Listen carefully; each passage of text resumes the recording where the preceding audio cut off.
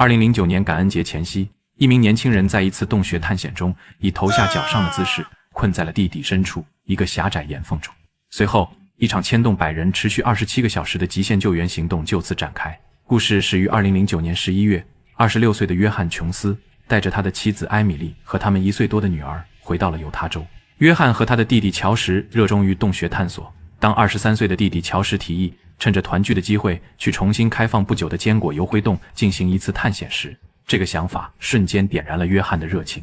坚果油灰洞难度不高，结构却错综复杂，总长413米，最深处达44米。然而，早在约翰之前，便有人在坚果油灰洞发生了意外。在1999到2004年间，先后有6人在此被困，所幸均被成功救出。出于安全考虑，官方在2006年用铁门将其封闭，但在当地探洞爱好者的强烈要求下，于2009年5月，也就是事发半年前，再度向公众开放。2009年11月24日晚上8点，约翰、弟弟乔什以及几位亲友一行人抵达了洞口。他们依次进入，起初的一切都轻松而愉快。他们在洞穴中相对宽敞的大滑梯区域探索，然而简单的路线很快无法满足他们探险的渴望。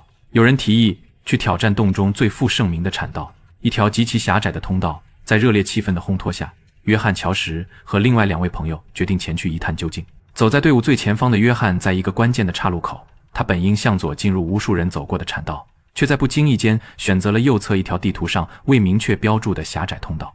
这条通道后来被称为艾德之洞，宽度仅有约30厘米，岩壁上突出的岩石迫使探险者必须以极度扭曲的姿势才能前进。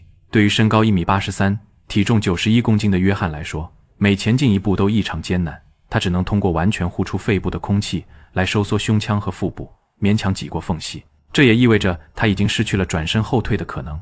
在抵达一处陡峭的斜坡时，他继续以头朝下的姿势摸索前进。爬到尽头，他发现眼前是一个近乎垂直的狭窄岩缝。此时的约翰仍固执地相信这里是产道的一部分，只要穿过这最后的考验，就能抵达开阔的洞室。他深吸一口气，将身体缓缓滑入了这条裂缝。下一刻，意外发生了。约翰的身体直直地朝下方滑去，他被牢牢地锁在了这个垂直的石缝中，动弹不得。约翰的身体被倒挂着，血液开始涌向头部，肺部被内脏和岩壁双重挤压，呼吸变得异常困难。他只能用短促而费力的喘息，声嘶力竭地呼喊着弟弟乔什的名字。听到呼救的乔什迅速爬了过去，眼前的一幕让他心头一沉。他只能看到哥哥露在外面的一双脚。他立刻意识到问题的严重性，抓住约翰的双腿，试图将他拉出。但每一次的尝试都因为重力的作用，只会让约翰陷得更深，卡得更死。意识到凭一己之力无法施救后，乔什以最快的速度退回地面，在凌晨10分拨通了911报警电话。凌晨12点30分，距离约翰被困已过去3个小时。第一位抵达现场的救援人员是熟悉洞穴地形的志愿者苏西，他身材娇小，迅速爬到了约翰身边，用安抚的语气与他交谈。此时的约翰虽然身体承受着巨大痛苦，但神智尚且清醒。苏西将救援绳系在他的腿上，地面团队尝试拉动，但狭窄的通道和错误的角度让每一次拉扯都变成了对约翰的折磨。近2个小时的努力后，约翰纹丝不动，而苏西也已精疲力尽。事实证明，仅靠蛮力是毫无希望的。地面上的救援队伍迅速壮大至上百人，消防车、救护车、警车将洞口团团围住。最终，团队决定采用一套曾在2004年成功救援另一名被困者的滑轮系统。计划是在洞穴岩壁上钻孔，安装多个金属滑轮作为锚点，用绳索穿过，将约翰从垂直方向向上提升。这个方案听起来可行，但实际操作却难于登天。时间是约翰最大的敌人。根据在场医生的判断，人体持续倒立超过8到10个小时，器官就可能开始衰竭。而此时，约翰被困的时间早已超过了12小时，他身体的极限正在被一点点磨灭。除了身体的痛苦，他的精神也濒临崩溃。接替苏西的救援人员瑞安发现，约翰开始出现幻觉，言语中充满了困惑。为了鼓励他坚持下去，救援队将一根通讯电缆送到了他的位置，让他能与地面上的妻子艾米丽直接通话。他告诉他，他爱他，全家人都在等他回来。他还提到了他们未出生的孩子。在这期间，约翰似乎恢复了清醒。地面上100余名救援人员轮班协作，工程师、洞穴专家、医护人员和志愿者们夜以继日的工作。终于，在约翰被困19个小时后，那套滑轮系统准备就绪了。救援者瑞安守在约翰身旁，引导他的同时，也负责与地面团队协调。随着绳子被缓缓拉动，约翰的身体在岩缝中一点点向上移动。被卡了10几个小时的双腿早已僵硬肿胀，每一次移动都伴随着剧痛。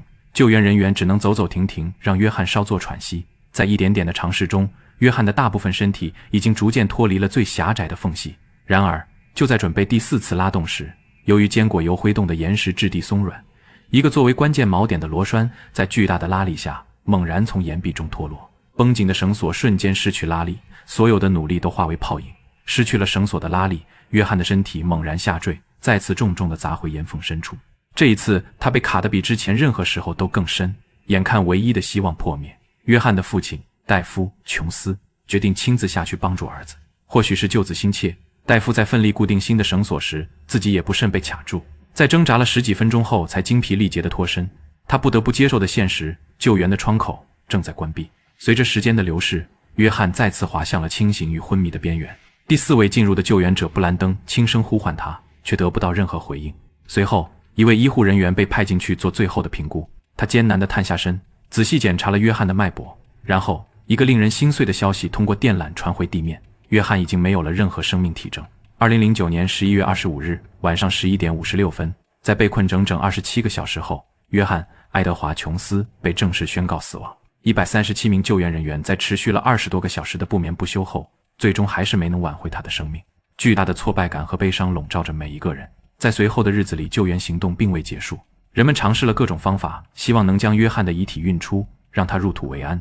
但他们很快发现，打捞一具没有生命体征、无法配合的遗体，其难度和危险性远超救援活人。强行拉拽很可能导致遗体支离破碎，并给救援人员带来生命危险。最终，在与犹他州政府协商后，约翰的家人们做出了一个痛苦的决定，放弃打捞，让坚果油灰洞成为约翰最后的安息之所。1周后，救援人员使用炸药从内部炸毁了通往约翰被困位置的通道顶部，以防再有人误入。虽然坚果油灰洞的物理入口已被混凝土永久封存，但约翰·琼斯的故事却拒绝被一同埋葬。